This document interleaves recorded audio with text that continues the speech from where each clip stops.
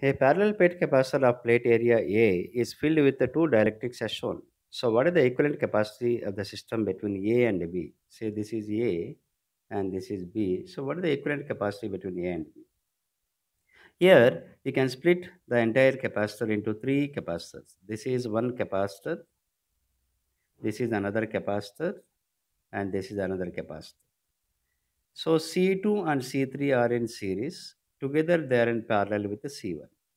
C2 and C3 are in series. Together, they are in parallel with the C1. So, that's how we are going to do this. Okay. So, now the total separation is 2D. The total separation given is 2D. So, here, this is A, this is B. We have to find the effective capacity between A and B. This is K1,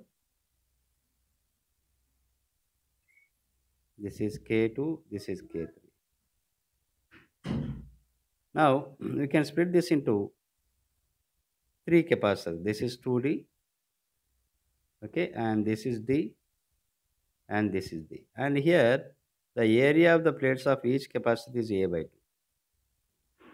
So, we can draw the equivalent circuit here. This is C1, that is C1,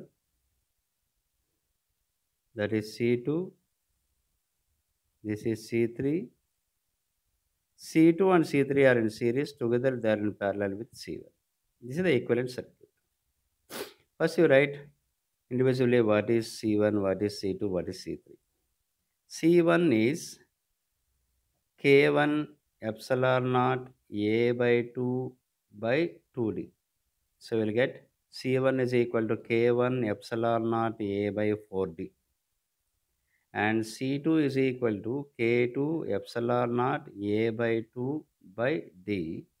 So, C2 is equal to K2 epsilon naught A by 2D. Similarly, C3 straight away you can write K3 epsilon naught A by 2D.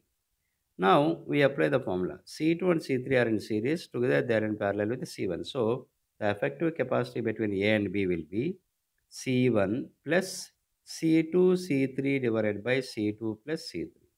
C2 and C3 are in series. So, what is C1? C1 is what? K1 epsilon naught A by 4D plus C2 C3. C2 into C3 is K2 epsilon naught A by 2D into K3 epsilon naught A by 2D divided by K2 epsilon naught A by 2D plus K3 epsilon naught A by 2D. So, what will be cancelled here? One epsilon naught A by 2D will be cancelled. So, here what you can take common? Epsilon naught A by 4D you can take common. If we take 4D common, K1 plus, there actually in the denominator only 2D will be remaining. So, we will get 2 times of K2, K3 divided by K2 plus K3. So, this is the answer.